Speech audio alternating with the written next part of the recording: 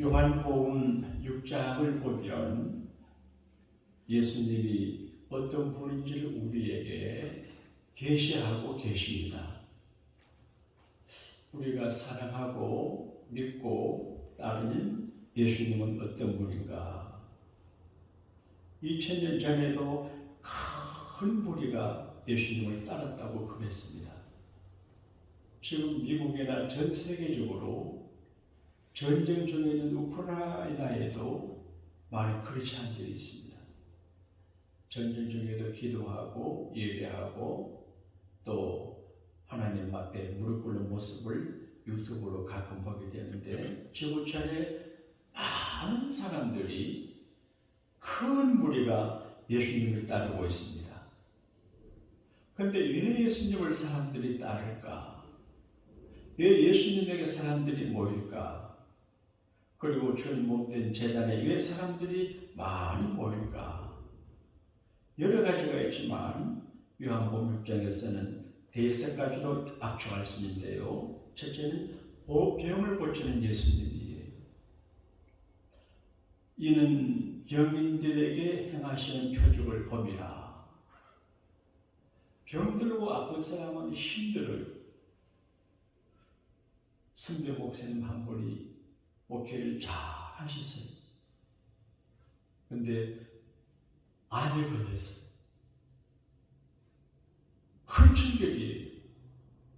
그리고 암에 걸린 모습으로 유튜브로 새벽마다 말씀을 전가하는데 팔로우가 많아요.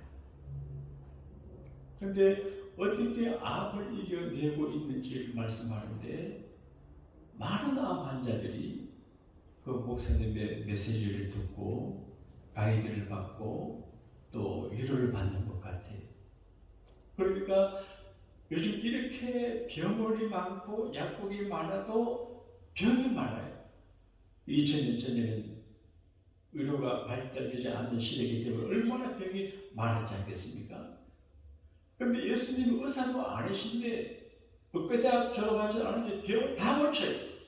그러니까 병든 사람들이 많이 예수님께 몰렸습니다. 요즘은 병의 종류가 많아요. 육체적인 병도 있습니다. 정신적인 병도 있습니다. 인격의 병도 있습니다. 정상적이지 않는 게 병이거든요. 근데 주님은 지금도 모든 병든 사람을 고쳐주세요. 그래서 병 때문에 예수님께 오는 사람들이 많다. 그리고 주님 그 병을 고쳐주신다. 그 다음 주님 먹을 것을 주세요. 우리 12절 말씀을 한번 다시 읽겠습니다. 시작. 그들이 배부른 후에 예수께서 제자들에게 이르시되 남은 조각을 거두고 버리는 것이 없게 하라 하시므로 배부르게 했어요. 다행스럽게 미국에 사는 우리는 절식하기보다도 다이어트를 생각하고 건강을 위해서 음식을 줄이는데 사실은 배가 고파 영양 실조로 건강 잃어버리는 사람들이 많아요. 근데 배부른 후에 배부르게 먹여주세요. 다윗은 시편 23편에서 여호와는 나의 목자시니 내게 부족함이 없다. 나를 푸른 초정에 누이시고 그 말은 풀을 많이 뜯어먹고 배가 불려서 눕는다 그런 말이거든요. 그러므로 예수 믿고 교회에 나와서 믿음 생활하면 병도 고침받고 절대 굶주리지 않아요. 먹여줘요. 그리고 배부르게 해주세요. 그리고 예수님은 인생의 풍파를 잔잔하게 해주세요. 우리 6장 18절 같이 읽겠습니다. 시작. 큰 바람이 불어 파도가 일어나더라.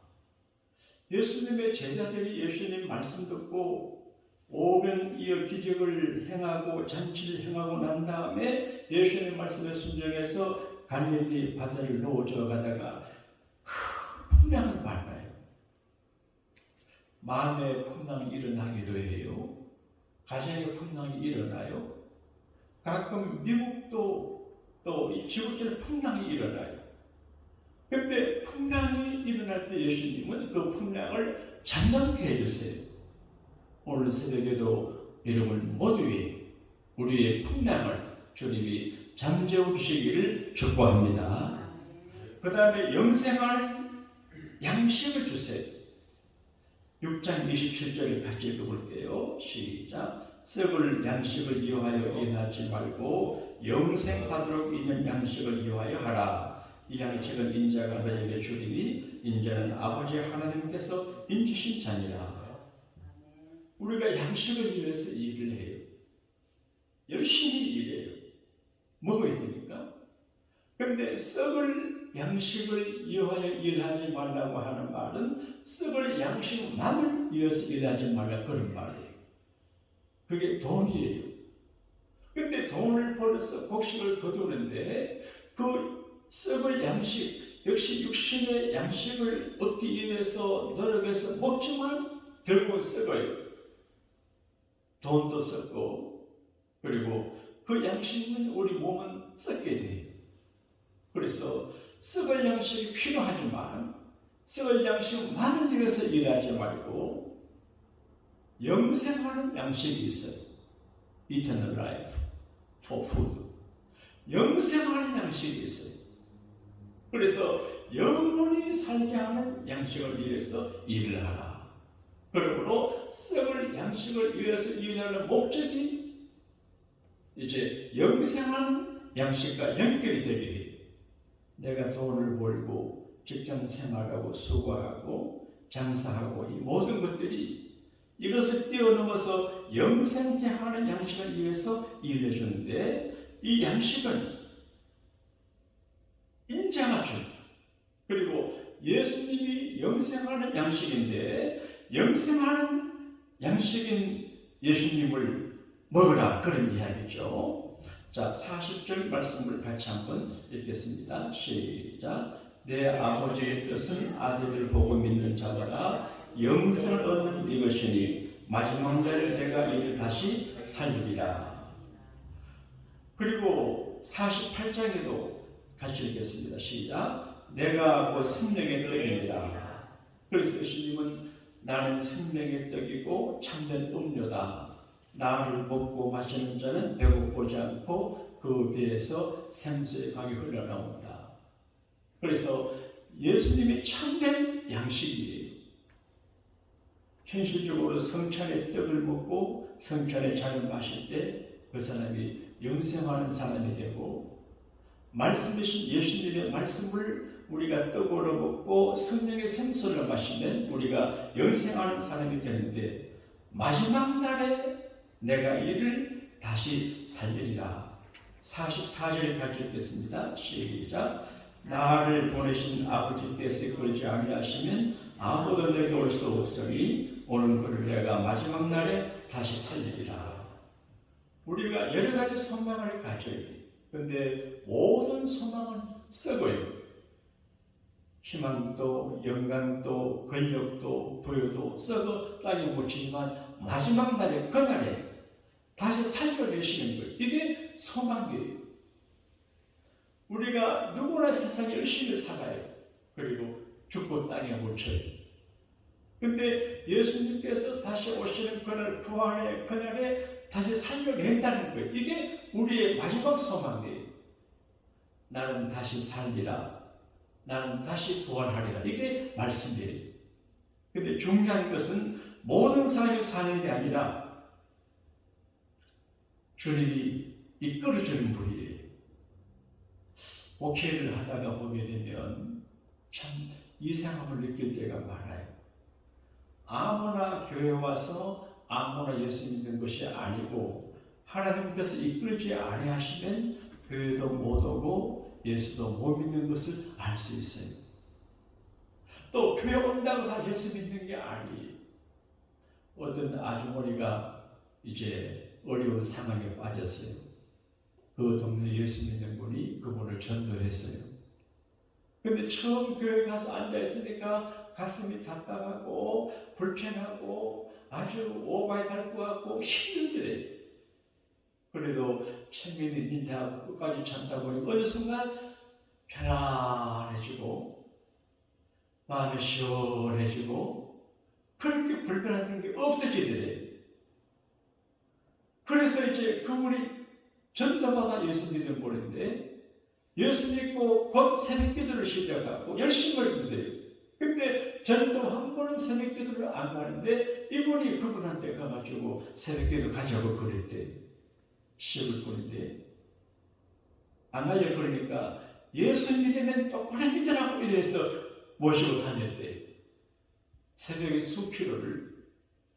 그러니까 교회까지 와도 또 예수 설교 들어도 다 믿는 것이 아니라 하나님께서 이끌어 오신 분들에게 마음의 문을 열어주고 성령을 보내고 악한 영을 물리쳐주고 이끌어줘야 믿게 되는 걸 그분 간증 통해서 알 수 있어요.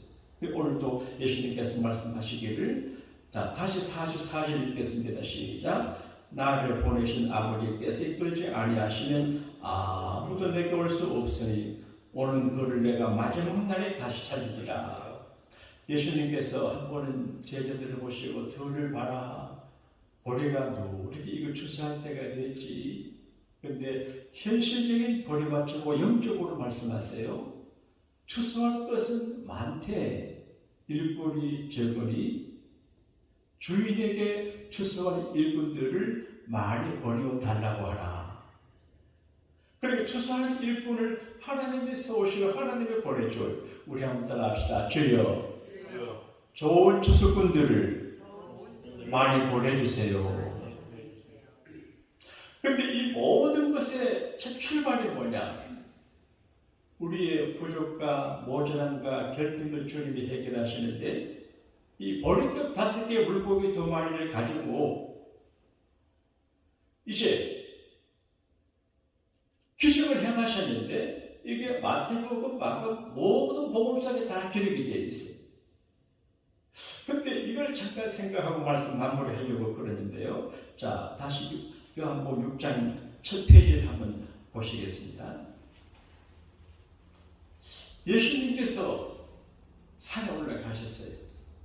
많은 무리들이 모여왔어요. 시간을 보내고 안수기도 하고 안찰기도 하고 설교하고 시간을 지나갔어요. 그러니까 그 뜨거운 분위기 속에서 여기서 병이 나오니까 박수치고 뭐 할렐루야 난리가 났겠죠. 또 주님이 설교를 잘 하시니까 사람들 알아듣는 설교를 잘 들었습니다. 근데 시간이 금방 지나갔습니다. 금방 시간이 지나 보니까 회전은 오후가 됐습니다. 그때 사복음서를 종합해보게 되면 이렇게 됩니다. 제자들이 예수님 여기 온 사람들이 많은데 멀리서도 없고 가까운 데서도 없고 6월절이기 때문에 각 지방에서 모여왔습니다.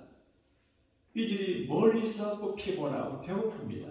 그러니까 가까운 마을들로 가서 음식을 사 먹게 하시지요. 그러니까 많은 사람들이 6월절 날이 되면 유대인들은 집에 빵을 만들어서 오고 가는 손님들의 빵을 팔 준비를 한 것 같아요. 멀리서 많이 오니까. 그런데 주님은 그렇게 말씀하세요. 그럴 것도 없다. 너희가 먹을 것을 줘라. 지난주 제가 재직 세미나 청지기 훈련주를 진행하면서 기도하던 중에 하나님이 교대를 위로해주고 베푸는데 양식을 줘라. 내 마음속에 양식을 줘라.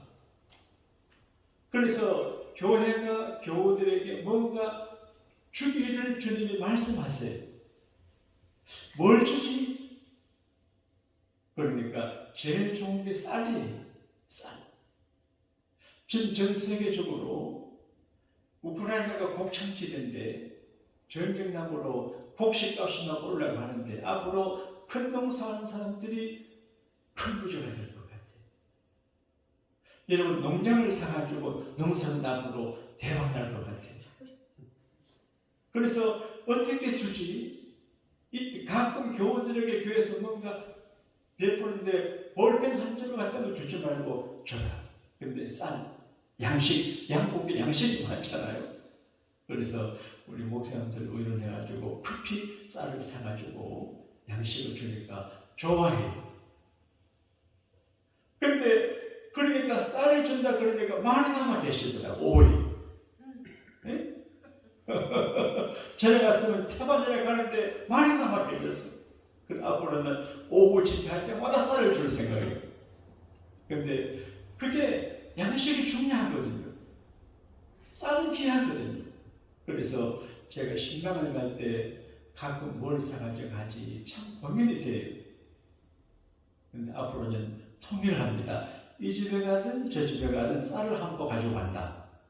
그렇게 마음에 정해있어요. 이게 한 가마니. 야, 어릴 적에 쌀이 얼마나 귀합니까? 도시락 싸가면 위에는 쌀밥 밑에는 보리밥 해가지고 먹을 때, 부잣집에 애들은 쌀밥 먹는데 부러웠어요. 그러니까 쌀 걱정 없이 먹는 거 행복이에요. 한번 따라합시다. 우리는 부자입니다. 김일성 씨가 이국 사람들을 설득할 적에 소고기 국밥에 쌀밥을 먹여줄게. 그래서 공산주의자가 됐어요. 지금 우리는 쌀밥도 먹고 소고기 국밥도 먹을 수 있어요. 너희가 먹을 것을 주라. 근데 그 당시는 모두 배고파요. 남자는 5,000명이니까 여자하고 애들하면 10,000명 있는 거예요. 근데 주님이 대책 없이 먹을 걸 주라. 저는 쌀 한 보사 주라 하는 건 대책이 돼요. 우리 주변에 마켓이 많잖아요. 근데 예수님 말씀은 대책이 없어요. 어떻게 합니까? 근데 대책이 없는데 예수님께서 말씀을 하실 때가 있어요. 근데 필립이 계산이 밝고 똑똑한 사람이에요. 예수님. 이 많은 사람을 먹이려고 하면 돈도 많이 필요하고 또 재화기는 없기 때문에 모두를 먹일 만한 빵을 살 수가 없습니다. 200데나리온의 돈이 있어도 안 됩니다. 그런 이야기. 그런데 주님은 대책 없이 너희가 먹을 것을 줘라. 그렇게 했어요. 그리고 시간이 좀 지나간 것 같아요. 제자들이 흩어져가지고 어떡하나, 예수님께서 말씀하시니 어떡하나. 빌리면 안 됩니다 그러는데 다른 제자들은 걱정했어요. 되게 사람들은 자기 생각에 안 맞고 계산 안 맞으면 안 맞다고 말을 해요. 근데 하나님은 이런 대책이 없고 안 맞는 거지만 왜 저렇게 하지? 뜻을 찾고 이게 믿음이거든요. 근데 마침 안드레가 어린 아이가 갖고 있는 도시락을 하나 받았어요. 오른쪽 5개, 물고기 2마리. 예수님 한참 후에 너희에게 먹을 게 뭐 있냐 물었어요. 이거 꿀인데요. 그래 모두 잔디에 앉게 해라. 그래서 전부 무리지어 앉아 있어요.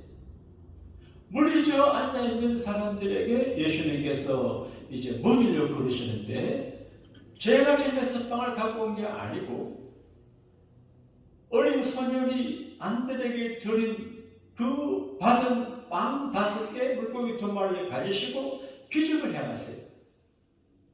그래서 하늘 우리를 축사했다고 그랬어요. 이게 빵이에요. 한쪽엔 떡 5개, 한쪽엔 생선 2마리 들었어요. 초라해요. 모두 구행해요. 예수님도 와 저러시지? 근데 하늘을 우리를 축사한다고 말하면 하나님을 향하여 기도하는데 첫째가 감사 기도예요. 하나님 이 빵 5개 물고기 2마리 줘서 감사합니다. 없는 것 때문에 원망하지 않고 있는 것 때문에 감사했어요. 그리고 이 떡을 축복해요. 이 떡을 하나님 이 떡을 축복해 주세요. 이 고기를 축복해 주세요. 제가 한 번은 하나님 교회를 선별적인 여러 가지 모양으로 경비가 많이 들고 선교하고 또 저는 제3세계 교회에서 오시는 걸 비전을 생각하는데 예산이 많이 필요한데 돈 많은 부자들을 많이 보내주세요. 그렇게 기도를 했습니다. 어떻게 생각해요? 성령께서 그렇게 하지 말고 너 교인들을 축복해라. 내가 너에게 보내준 그 교인들을 축복해서 그들이 잘되고 능력자가 되게 하고 아들, 딸들이 잘되게 해서 능력자가 되게 해라. 없는 거 공짜로 바라지 말고 있는 걸 브레싱하라. 그런 힌트를 받았어요. 어떤 분이 그러대요. 제가 주일 헌금을 바치고 축복 봉헌 기도할 적에 좀 독특하대요. 그래서 스로마 기도한 그거는 우리 교우들이 축복받아야 되거든요. 그래서 없는 거 바라보지 말고 남의 걸 쳐다보지 말고 남의 손에 있는 거 바라보지 말고 내게 있는 것 가지고 감사하고 이걸 축복하라는 거예요. 그리고 나누는 거예요. 자, 보리떡 5개, 물고기 덩어리를 하나님 앞에 감사했어요. 그리고 축복했어요. 그리고 나누는 거예요. 나눌 게 없어요. 전혀 나눌 게 없어요. 그런데 나누는 거예요. 그래서 떡을 떼면 떡이 3개예요. 신비롭지 않아요? 그러니까 부정기 안고 있는다고 되는 게 아니라 나누는 거예요. 제가 요즘 이런 말을 합니다. 무슨 일이 있으면 걱정하지 마세요. 하나님이 부자입니다. 그렇게 말해요. 물론 전기를 제가 아끼고 불 꺼요. 가끔 주일 오거나 어떤 날 보게 되면 계단에 불 켜고 안 가고 몇 시간들이 그런 것 같아요. 화장실에 사람 오는데 불을 안 꺼요. 불을 꺼도 안 꺼요. 그러니까 교회에 자사는 사람들 쉽게 관심이 없어요. 집에서는 불을 잘 끄잖아요. 그래서 내가 아이고 왜 이렇게 불을 안 끄고 가냐. 그리고 주일날이나 또 새벽 기도가 나오면 복도에 불도 잘 안 켜요. 그래서 요즘은 내가 하나님 부자니까 전기요금 많이 내야지요. 일부러 불을 켜요. 배차리 이반사관리 따라합시다. 하나님은 부자이십니다. 성경에 은도 내 것이고 금도 내 것이라 그랬거든요. 우리 하나님에서는 은금이 풍부해요. 세상 사람들도 은금을 갖고 누리고 하는데 하나님 백성들이 못 부를 거 없거든요. 그러니까 낭비하면 안 되지만 적 필요한데 나누어야 돼요. 나눌 게 없어요. 나누어요. 어떤 분이 저를 보고 목사님 아이고 뭐하려고 쌀을 그래 사가지고 수십 강만에 사가지고 교회들 나눠줍니까? 교회에서 해줘요. 나는 그래서 나눠줘야 돼. 그러면 하나님이 다급해서 더 많이 채워줄 것 같아. 이게 제 믿음이에요. 나누었어요. 그러니까 보리떡 5개, 물고기 덩어리 나누니까 남자가 5,000명이 배부르게 먹고 남았어요. 이건 2000년 전의 사건이지만 지금부터 이 믿음을 가지고 살아가면 하나님이 축복하심으로 채워져요. 작은 부자는 노력해서 되지만 큰 부자는 하나님이 채워줘야 되거든요. 그런데 그 다음 말씀이 중요해요. 남은 조각을 버리지 말고 거두라. 되게 큰 재산을 갖고 있는 사람은 부스러기 돈을 가볍게 버는 것 같은데 아니더라고요. 우리 사돈이 좀 재력가예요. 한국에서 이제 전에 미국에 왔어요. 어떤 일로 이유 없이 한 달간 열에 있었어요. 사회를 보려고 밟지도 않고. 그런데 그 부자 집에 10,000원인데 화장품 쓰는 걸 내가 들어보니까 사서 쓰면 되잖아. 근데 샘플을 얻어가지고 그걸 쓰고 이게 안 되네요. 바들바들 떨어요. 아니 부자인데 사회 삼으려고 호텔에 있으면서 왜 그걸 안 써요? 그래서 와 부자가 무섭네 그런 생각이 들었어요. 그런데 예수님께서 말씀하시기를 배부른 누구의 남은 조각을 버리기 쉬워요. 그래서 주님은 거두게 하세요.